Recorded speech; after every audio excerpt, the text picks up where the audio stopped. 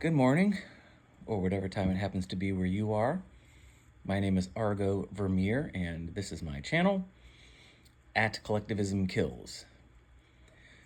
Today we're going to finish up part 2. We're going to finish out this short series on the voting game and why you can't win it, where we're examining the metaphysics of voting and why it's a game that if you play, you cannot win. By virtue of playing it, you automatically lose it because it is predicated upon certain axioms, certain metaphysical axioms, that make it an unwinnable game for those who play it, particularly those of us in the mass constituency, the greater masses which are governed by our political ruling class elites.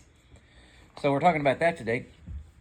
At this channel, what I do is I'm interested in examining the metaphysics of ideas, institutions, schools of thought, propositions, presuppositions, ideas, ideologies, theologies, doctrines, etc.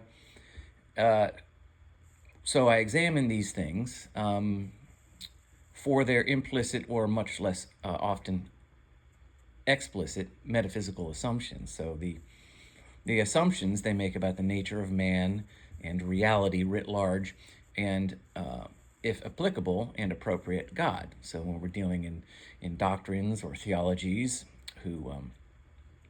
which are specifically referencing a God as a particular metaphysical primary, in other words, sort of the roots of reality, we examine this understanding of God for metaphysical consistency. And so that's what I do here.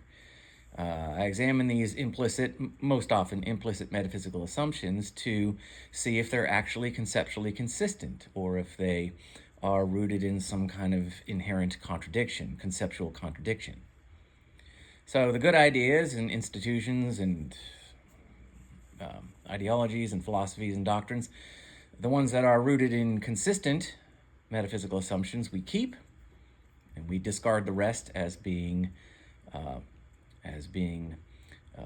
bits of cognitive dissonance and or rank mysticism, which, if left to run amok in the world, will eventually collapse under the weight of its own fundamental contradictions. And usually, if it's a large enough institution like the state, usually in a sea of bloodshed, torment, misery, and bankruptcy. So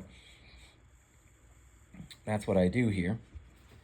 And today we're talking about the vote. Now, I did part 1, so if you want to get caught up, go listen to that, and you'll get the first half, and you'll get the groundwork and the prologue and all that, and you'll be ready for part 2.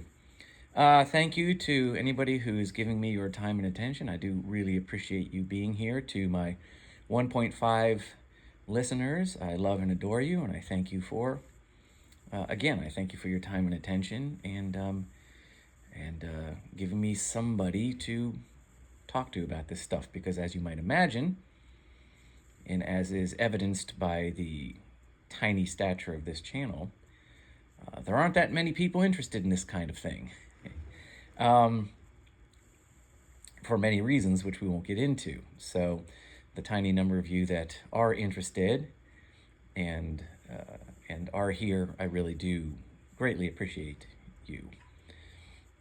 And I hope you're doing well, and I hope you're not anxious or stressed or,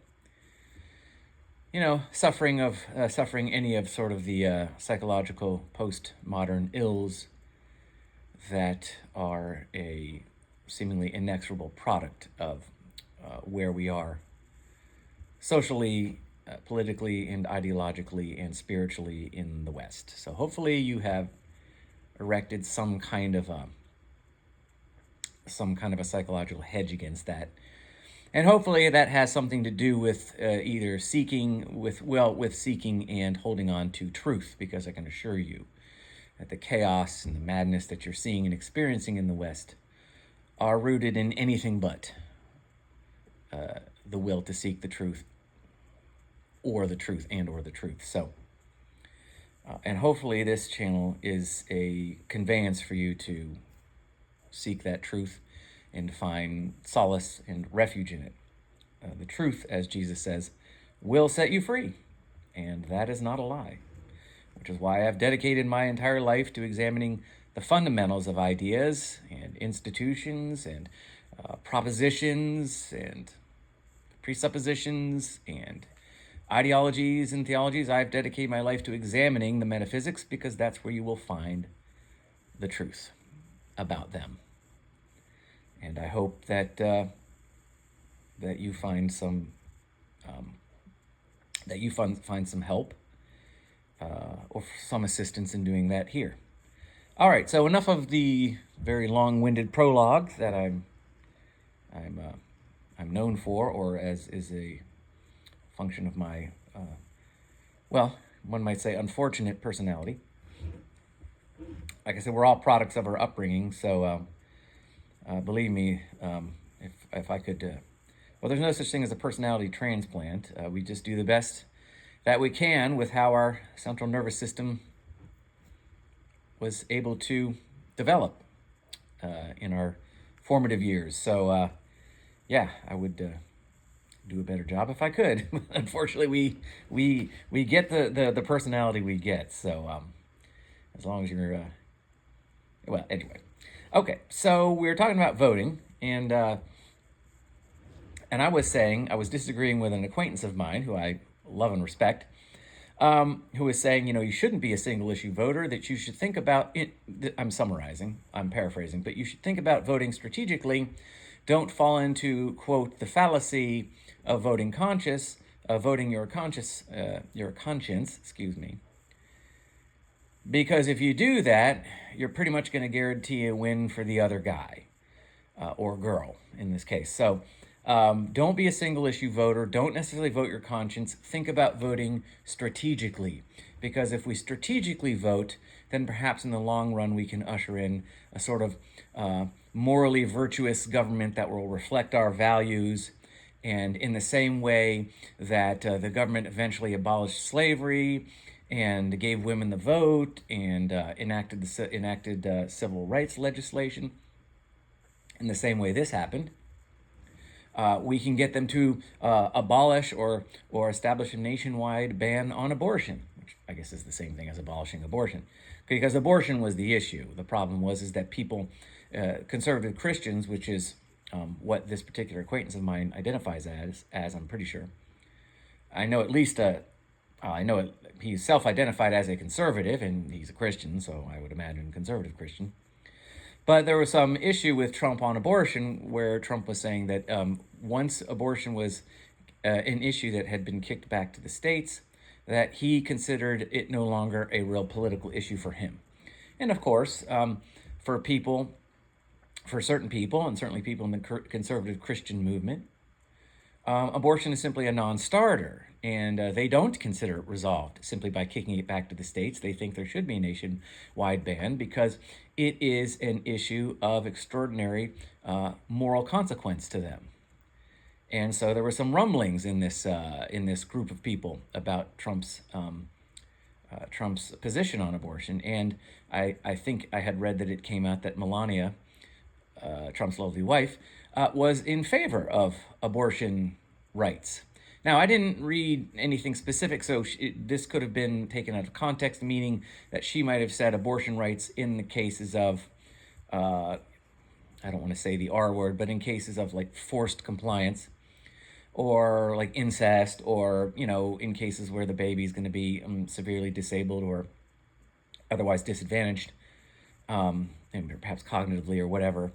So she could have been referring to that. I don't know. We know how the media in the West is anything but objective. So you do have to be careful when you read reporting on particularly Trump and his wife, because 9 times out of 10, it's going to be a half-truth at best. So, but at any rate, this was an issue. And so he was, this acquaintance of mine was admonishing people that don't get worked up, stay the course, stay focused, got to vote Trump, even if, this matter of significant moral consequence to you, this matter that weighs supremely upon your moral conscience, go ahead and vote strategically. Don't fall into the fallacy of being a single issue voter.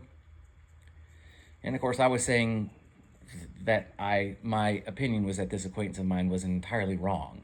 And I explained, I'm not going to go into it because I already explained all of this in the last video, so you can go and listen to that. But I was disagreeing with him, and I was saying that, look, A, you shouldn't vote because voting is a game that you can't win. And I explained why, because it's rooted in certain premises that you must accept before you play it that will guarantee that you can't win it. So in order to play it, you must accept certain axioms, certain premises that mean you can't win it. So in order to play it, you have to accept that you'll never win it. So voting is an entire waste of time, and not voting is sending a message that you reject the submission authority political arrangement that is implicit to not only this government here in the U.S. and the West, but all governments.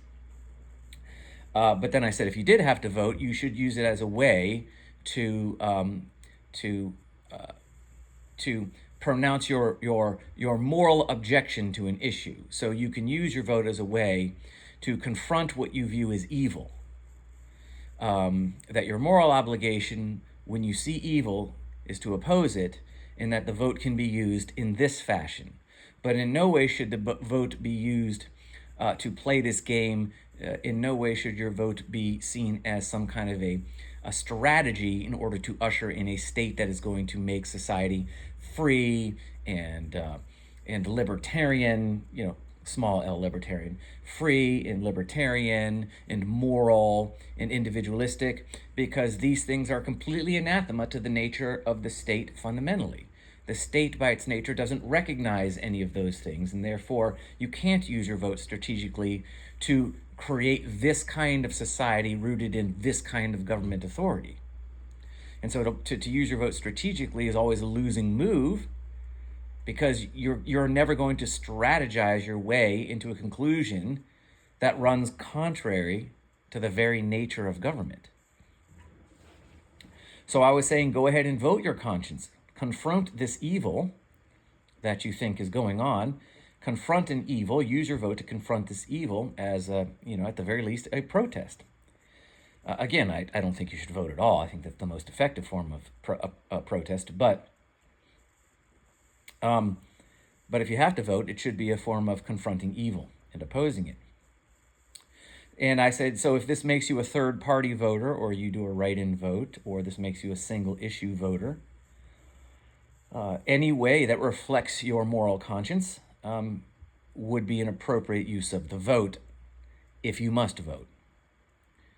And again, I encourage you to go back and listen to part 1. If you're only listening to part 2, I explain a lot of things in part 1, so I may be answering some of the questions that you possibly have right now, because I understand what I'm saying now. I'm seeing, that 2 or 3 people that listen raising their hands going, yeah, but wait, but what if? But did you consider? Some of this might have already been answered in part 1, some of those questions you might be having. So again, I encourage you to please go listen to part 1. But you might say, well, Argo, that's to vote third party, to vote single issue, to vote your conscience strictly, to use your vote strictly as a protestation or an opposition to a perceived evil. This is a recipe for political chaos. And take abortion. Abortion is a matter of serious moral consequence, even I would argue. And in the minds of certain groups of people, conservative Christians among them, abortion is a serious moral problem, even bordering, or in fact could possibly be identified as actually demonic, like literally capital E evil.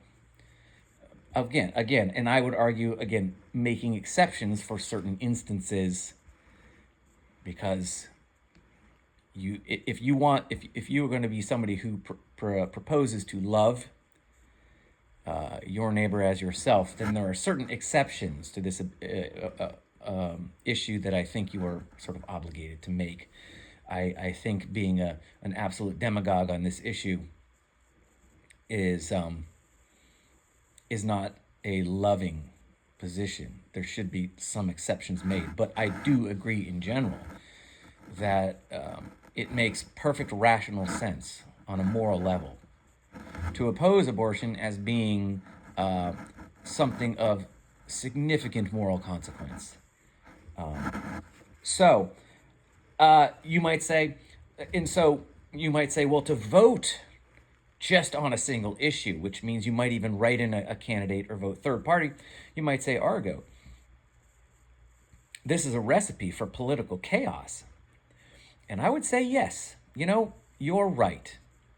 It very well may be a recipe for political chaos. It may mean that the opposition party wins. And it may mean that the collapse of the state comes even faster. That the gulags and the concentration camps go up even faster than you anticipated. Because they will go up either literally or figuratively anyway.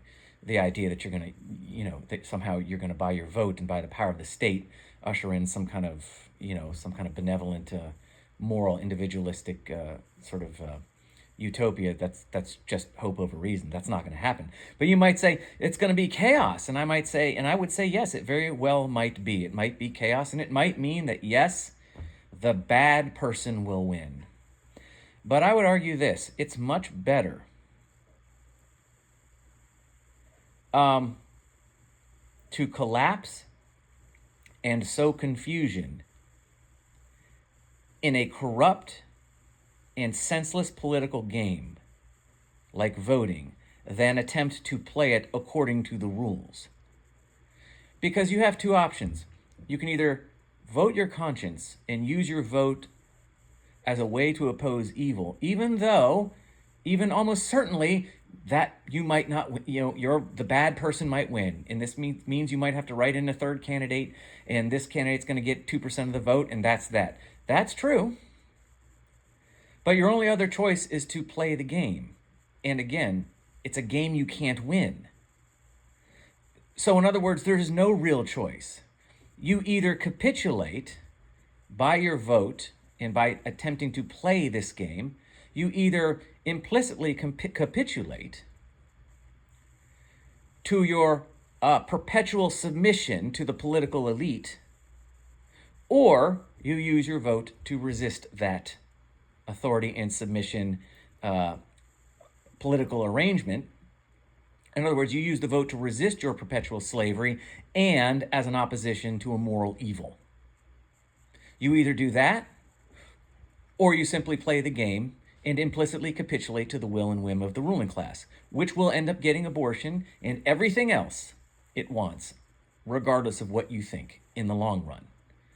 So you either play a game you can't win and are destined to lose by virtue of playing it, or you use your vote as a way to oppose an evil, irrational political arrangement and a moral problem.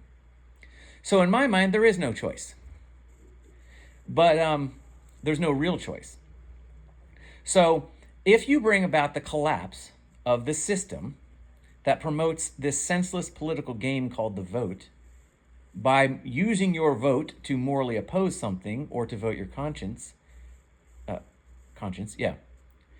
this is better than trying to play this losing game according to the rules. The rules are dishonest. The game is evil. And so to play according to the rules, I would say, on some level, is evil.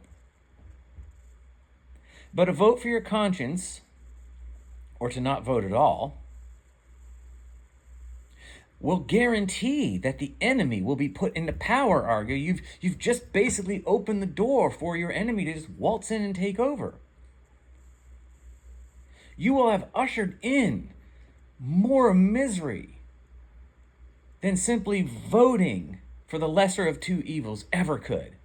Allow a little bit of immorality now. Accept that we're going to get abortion, but you could save us from the gulags or the concentration camps or bankruptcy. I mean, you think abortion is bad. Oh my gosh, just imagine what will happen to the rest of us. And you will have ushered in this evil. If you just, it's like you're just opening the door for the opposition to walk in and take over. Now, I'm sorry. I'm a big fan of this acquaintance of mine, and I understand why he thinks the way he does, and I understand his position. But this is a lie that he is bought into. This is spiritual and emotional blackmail at its worst. The idea that by you opposing evil, by either not voting for it or using your vote to express an opposition to it, the idea that represents you promoting and allowing evil is a rank contradiction. It's gaslighting, and again, it's spiritual and emotional blackmail. You didn't vote for it, and you used your vote to oppose it, but now it's your fault. This is completely irrational. It's guilt-mongering at its worst, and it's just a lie. Pretending. Let me read this. Okay. Anyway, do I want to read this? Okay.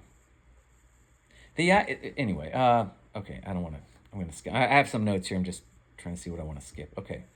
So I would say, don't be so see, we need, in the West and in America in general, we need to have people that are just more critical in their thinking. And this acquaintance of mine is a very good critical thinker. And the two people I have in mind are better than anyone on the planet at unraveling the false fundamental doctrine of the Protestant church, the false orthodoxy of the Protestant church, the false metaphysics, the false theology, and the implicit evil in Calvinist Reformation thinking. These two men are the best in the world at this. Well, there's another one. There's three of them. No one's better than them at this. I'm not accusing them of being unintelligent or not critical thinkers, but in this issue, I don't think that this acquaintance of mine has thought through this enough. And I think he is unwittingly engaging in a form of guilt-mongering and emotional blackmail. I don't think he's listening. I don't think he really follows me at all. Like I said, we were friends. I think we're more acquaintances now. But at any rate, I do have to be careful because I do admire him and his work, 99% of it. But this, I think he is falling into sort of an intellectual trap here. And he's unwittingly becoming someone who is gaslighting his audience and gaslighting conservative Christians.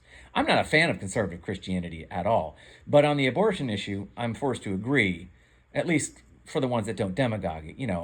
I do kind of have a problem with people who are like, yeah, even in the case of forced compliance, it should be illegal. I'm like, wait a minute. As I've said before, you're going to force a female you're going to compel a female who was forced into intercourse to engage in a contract with a baby that she never implicitly made on any level. To me, that's not moral. I'm sorry. It'd be like you putting a gun to my head and saying, you are going to enter into a business contract with this guy down the street or else. It's like, wait, I never had any intention of entering into a contract of any kind. How can I now be forced? Some external circumstances have now forced me at gunpoint into making a contract with somebody I never wanted to make and never chose to make. So I do agree with conservative Christians on the issue of abortion, but there are certain instances which I'm afraid I think you're demagoguing the issue to the point where you've now come full circle and you're now engaging in immoral behavior in the interest of promoting something moral. You've now become a contradiction. But in general, I agree with them, not on really much else with conservative Christians, but on this issue I do. And I certainly understand why they would make it a single issue.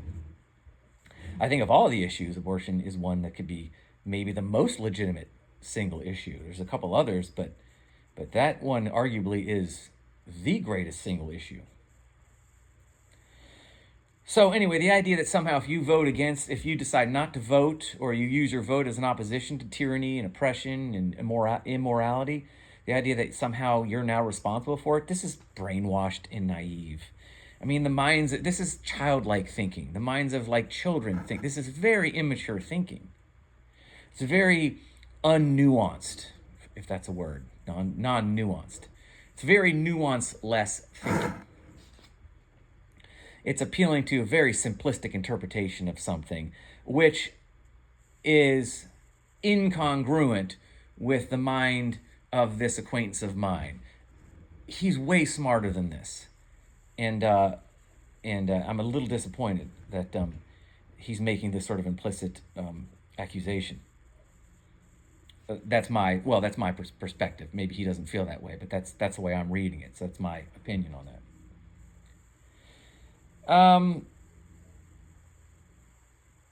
So anyway, so if you decide not to vote, or at least you must vote, decide to vote your if you don't vote, but if you must vote, if you decide to vote your conscience, don't let people that are sort of blinded by tradition or ideology or their trauma bond with the state. Like I said in the last video, most of us are trauma bonded with the state. The state has had thousands of years to trauma bond the masses to it. So we have developed a sort of Stockholm syndrome where we don't think we can exist and live without our political elite compelling us into quote unquote right thinking and behavior. Without our government, it's just an orgy of sin and chaos and eventually the collapse of the species, and we see it in our movies, as I said before, these movies we watch where the government goes away. It's just, oh my gosh, it's just violence and fear-mongering and chaos and self-destruction.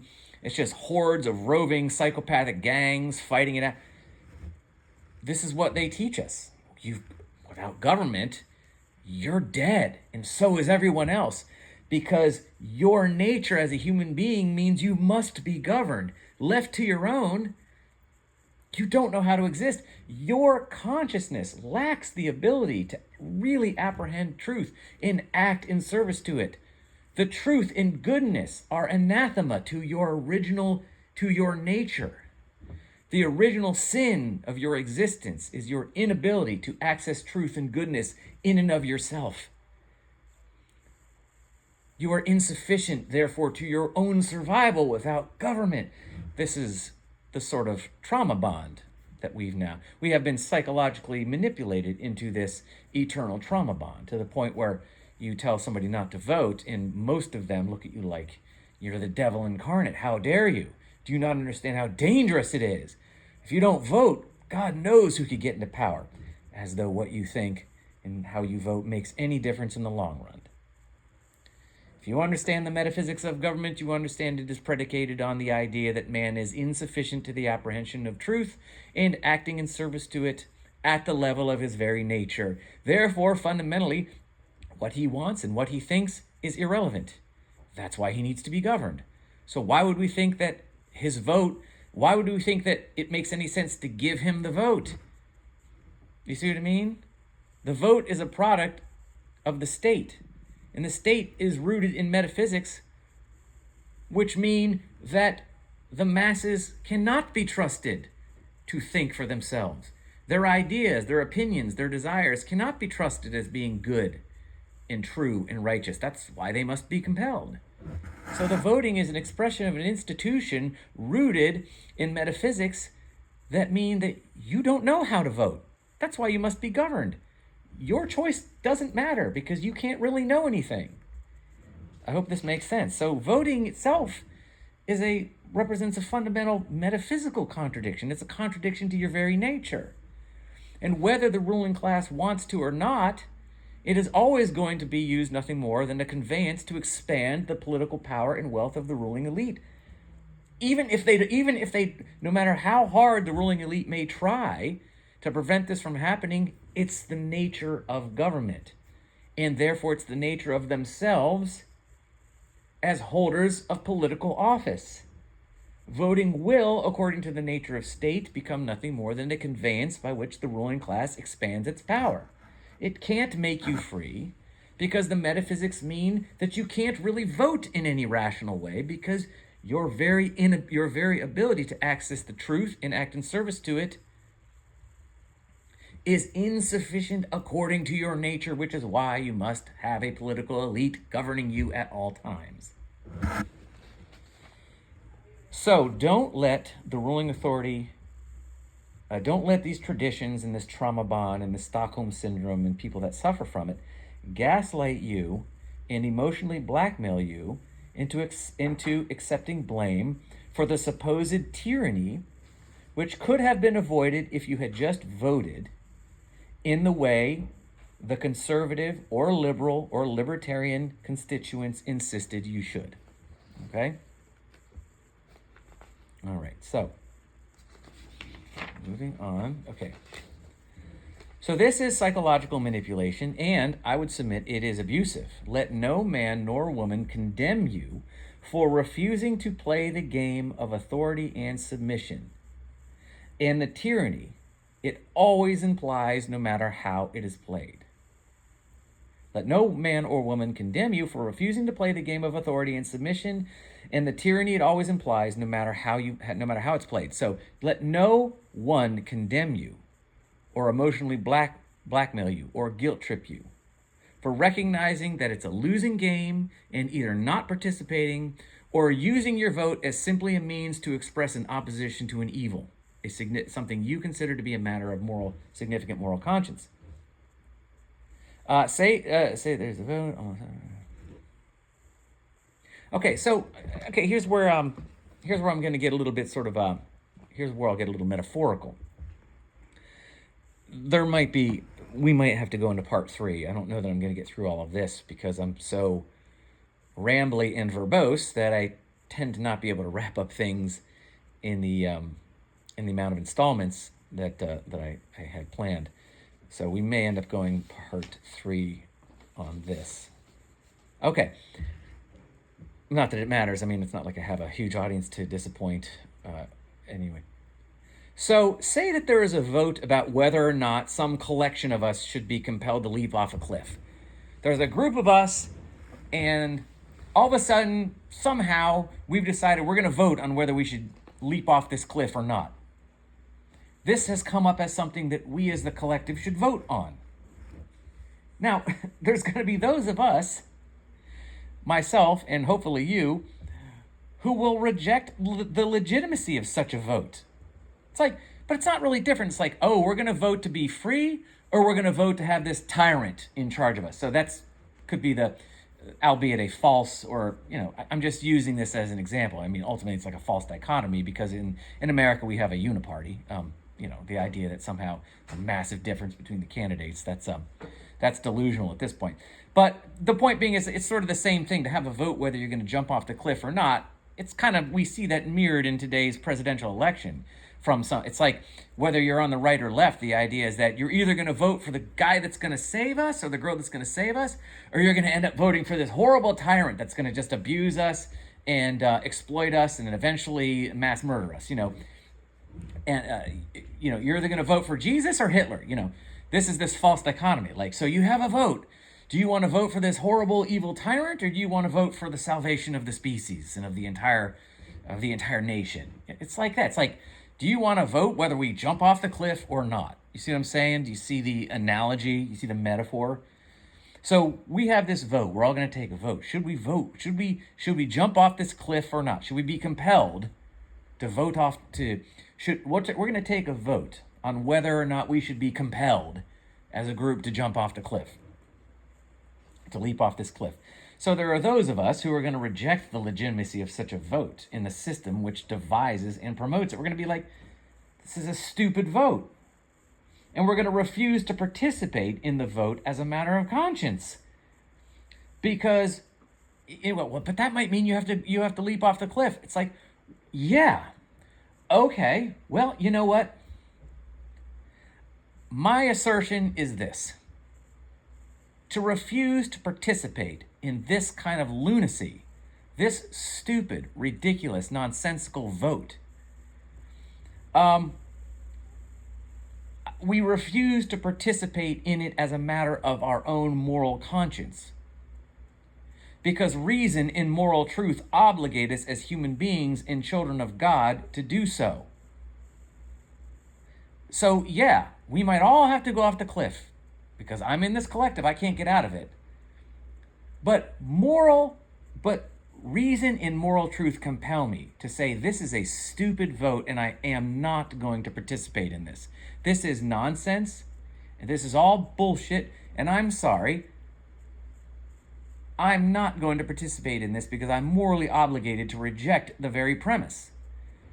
This is why, and we have to understand, I'm going to do a video on this later, we have to understand the assumptions we make about the nature of our existence and that which we hold to be true, and therefore that which we hold to be proper behavior. You see, how we define ourselves defines what we understand as truth, which defines how we apply this truth, and that's called ethics. So the assumptions we make about what we are, and therefore what we know, and therefore how we should behave, are going to matter in a profound way when it comes to experiencing our afterlife. I'm not going to get into the metaphysics of the eternal conscious self. The conscious frame of reference, being an absolute singularity, has no frame of reference for its non-existence. So you are always going to be you. But how you manifest and experience you post this body is going to depend in a profound way on the assumptions you make about your existence, and therefore what you know to be true, and therefore how you shall act. So it's important that these assumptions are rational, that you accept them as true, and therefore you behave in a way where this truth is manifested. You manifest the truth, the fundamental truth of your nature, and the fundamental truth of the knowledge that you can know, and you manifest it in your behavior, because this is going to define how you experience your eternal life, your afterlife, your new body. When the shelf life of the one you have runs out, your consciousness will require, by corollary metaphysical extension, a body. And the nature of how the synthesis of your spirit and body goes, and how you experience this afterlife, for lack of a better term, depends enormously, if not almost entirely, on the assumptions that you hold about what you are, the truth, and how you act in service to it. And so it is better to be forced off a cliff, I would say, than to participate in what you know to be an obvious, illegitimate, and evil game called, let's vote on whether or not we should be compelled off the cliff. This is my submission. This is my position. You can agree with me, you can not agree with me, obviously it's up to you. But to me, it's more important to say, I'm not going to participate in this, because this is madness and it's evil. And I will not be a participant, and I will not willingly participate in it, because I am concerned because I understand that the death of this body is not the death of the self. There is an eternity to myself, and I want to make sure that I go into that eternity in a way that makes that transaction from this life to the next one that is benevolent and pleasant and self-affirming. So I am very willing to be pushed off the cliff if it means standing up to this nonsense called voting for whether or not we should be pushed off the cliff. I'm not going to participate in that lie, and if it means that we all end up getting pushed off the cliff, this is not my fault. I am rejecting this. The idea that you're going to... And so let's get to this. So, yes, I understand there are risks to standing up for the truth, for standing up for moral righteousness, for standing up for reason and rationality and not madness. There are consequences. There are consequences here and now in this transient body that we have. But this body that we have in this life, quote unquote, here and now, is not the sum and substance of our existence writ large, you see? So you need to be careful not to overstate the importance of this physical existence here and now. And once you stop doing that, you find yourself more open to opposing evil and madness when you see it, even if it might result in some transient consequences, right? And so don't allow yourself. Okay, so let's see. What did I say here? So those of us who reject the legitimacy of such a vote, whether we should be compelled off the cliff or not, and the system which devises and promotes it, and thus refuse to participate in it as a matter of conscience, because reason and moral truth obligate us as human beings and children of God to do so, don't accept the guilt mongering, because it is a lie that somehow we are to be blamed when there aren't enough votes to prevent our overlords from compelling us all off the cliff. You didn't vote. If you had just voted, we wouldn't be being pushed off the cliff right now. Don't let them guilt monger you. Voting against madness and evil does not make you culpable for it. This is a lie that they want to get you to believe to keep you playing the unwinnable game. So if the masses of us, if none of us voted for this and all of us rejected this, then the relative tiny number of political ruling elite would have no power over us. This is a form of passive resistance, people, that has actual consequence. If we just refuse to participate, there's very little, ultimately, that the relative tiny number of political elites can really do. This is nonviolent, and it's not illegal. Just simply not participate. Right? And so it's respecting the individual. It's nonviolent, but it's also effective. The problem is so many of us are trauma bonded, and so many of us suffer from this sort of Stockholm syndrome that we can't imagine ourselves actually just sort of going, we just not going to play this anymore. But anyway, so if the masses of us did the right and proper thing and refused to participate in such a ludicrous vote proposed by such a ludicrous system, then there's really precious little that this tiny number of ruling authority could really do to kind of push us. There's like two guys in charge of this entire collection of people. We all say, no, we're not going to vote. What are they going to do? Push us off the cliff? I'm just saying, the idea that the handful of people that refuse to participate in this vote are going to be blamed for getting pushed off a cliff, when really all we had to do collectively was go, we're not going to vote on this. This is stupid. And then there'd be really no way they could push us off the cliff. But somehow, as we're being pushed off the cliff because there weren't enough of us voting against it, we're going to get blamed for it. This is ludicrous. This is guilt mongering. It's emotional blackmail, and you need to reject it out of hand. And people that do this to you, I would have nothing to do with people who do this to you until and unless they apologize. Because it's just evil. I'm going to blame you for the evil outcomes that you resisted by simply refusing to play this stupid game. So anyway, if enough of us just said, no, we're not going to participate in the vote, there would be precious little that the ruling authority could do to compel us off the cliff and into any other insane self-destructive behavior. And again, I want to say, I am nonviolent and I am law-abiding. This is in no way a suggestion that there should be anything other than exercising what you can do in a legal and nonviolent way. Okay, so this is, I'm creating here an allegory, I suppose you could say. So just I'm not preaching some kind of rebellion or nothing illegal. I'm a law-abiding citizen. I need to be careful. I'm a law-abiding citizen, and I am entirely nonviolent. So, and I suggest you be the same. I mean, we are wise. We're not crazy. You understand the metaphorical aspect of what I'm saying, okay? So when I say resist your ruling class authority, obviously, in the real world, I mean legally and non-violently, of course.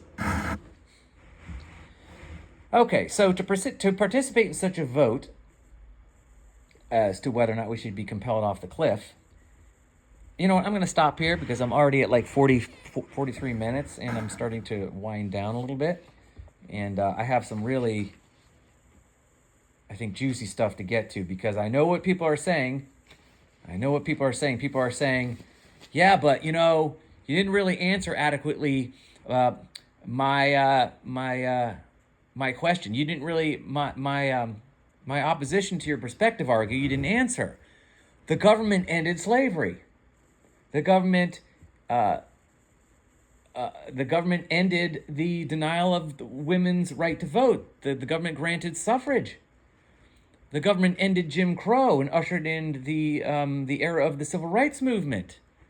And I know you said that these things are merely stepping stones to the expansion of government power, but surely you must understand that in and of themselves, these are good things, and that these have, at least in some sense, been a change for the better in society. And you know what? You're right. I did say those things, but there's way more to that story than you think. And I'm going to explain why that thinking, it's not false thinking. You're not wrong. But what I'm saying is that there's a big, big piece that you're missing. And I know you're missing it because I've never heard this argument before. So Hopefully that'll be in part 3, so stay tuned. But I'm going to answer that. No, you're not wrong. Yeah, government did end slavery, and slavery is evil. That's a good thing. Chattel slavery is bad, and the government ended it, and that is good. Women's suffrage is good. The idea that women's political opinions don't and shouldn't matter or carry any weight, I disagree with that. Suffrage is good. Segregation is bad. Jim Crow is bad. Equality of opportunity. The idea that government can discriminate on immutable characteristics is evil. I agree. So yeah, you're right. You're not wrong. I did say these things are stepping stones to the expansion of government and really just part of the evolution of the state, the evolution of the government in its iteration as a representative republic. These things represent nothing more than benchmarks on the evolution towards tyranny and totalitarianism, and that's true, but I understand you might be saying this is not quite adequate enough to dissuade me from the idea that the government therefore cannot be an instrument for good. You can talk about it being benchmark on an evolution of the government from inception to totalitarianism. You can say that, but you got to admit, in and of yourself, in and of themselves, this is government doing good. And so your idea that this is just represents the evolution of the state towards tyranny and totalitarianism, it's not entirely convincing. I mean, I get what you're saying, but it's not entirely adequate to convince me that the government is completely illegitimate and incapable of making fundamental changes for good. I hear you. I hear what you're saying. And I got an answer for that. And I hope it ends up being as profound to you as it seemed to me. Maybe it's not, but there's a big piece you're missing, and I'm going to get to that in part 3, so I encourage you, the 1.5 of you that listen. And of course, I joke about having only 1.5. I make a joke out of it because, of course, it's obviously a psychological cope for the fact that I have a tiny and very unsuccessful YouTube channel. So I joke because I'm psychologically struggling with the fact that this channel is not going anywhere. So, and I'm not being sarcastic when I say that. It is a psychological cope. It is me making a joke about something because I'm having psychological problems dealing with it. So anyway. All right, so hang on for part 3, and for the 1.5 of you that listen, and for any of you listening, I love and adore you, whether you agree with me or not. I mean, if you're, look, you can disagree with me, just you don't have to be a jerk about it. And I'm just referring to, I'd say about 80% of the comments I get are deleted because they're just people who just want to insult me. So I don't love and adore you because you're a jerk. People that come on the comment section and just vomit their id because they're finding somebody on YouTube that disagrees with them, how dare they? I don't love and adore you. But I love anybody and adore anybody who is a good faith person. Even if they disagree with me, I completely understand. I don't love and adore you any less. You are free to disagree, obviously. I'm a voluntarist, so I don't hold myself up as any kind of an authority figure. I don't call myself called from God to lead the masses. I don't consider myself to have any kind of ideological authority. It's just a guy with an idea that I'm trying to convince you of, and you either accept it or you don't. But whether you do or not, thank you for your time and attention, and I do love and adore you for that. For those of you that aren't jerks, which I think are a lot of you. And thank you, and blessings to you. Stay relaxed. Stay at peace. This life is not all there is. Okay, so don't worry. Sleep at night. Try not to let the guilt overwhelm you. The only moral responsibility you have to ensure a positive afterlife, because this life is not all there is. There is an eternal you. That's your spirit and your soul, the singular conscious frame of reference. You yourself, capital S, that frame of reference from which you experience all of reality and all of existence, that has no frame of reference for its non-existence. That's a constant, so it goes on. Life is not all there is. Your only moral obligation to be saved, as it were, is to not directly violate your neighbor, which means you don't lie to them, you don't steal from them, you obviously don't murder them, you don't abuse them. So you don't violate their person, their property, or their mind. You don't rob them of their things, of their body, or of their truth. The truth, not their truth, the truth. You don't rob them of their body, of their property, or of the truth. That's it. You love your neighbor as yourself. If you're doing those things, all the other problems are just things that you need to work on because they will make your life better and they will make your life more fulfilling. So there are, we all have problems and we are sort of obligated on an ethical level to deal with them. But the things that really matter, the things that are really going to matter in the long run, fundamentally matter, that are going to mean the difference between you experiencing your eternal life after this one or not, really simply revolve around not violating your neighbor. That's the sum and substance of your moral obligation. You love your neighbor as yourself. Then you can relax. Work on your issues. Don't get guilty. Don't be up at night wringing your hands. Don't let the goings-on in the world make you enormously anxious. It's anxiety-provoking. I get it. I'm anxious. You're anxious. It's crazy around here, but don't let it overwhelm you. Because understand that this is not all there is. There is an eternity to your capital S self that nothing here can touch. The only thing that can change that for the negative is by you refusing your moral obligations, which you won't do once you understand and accept them as true, which most of you already do. So that's my encouraging message for you.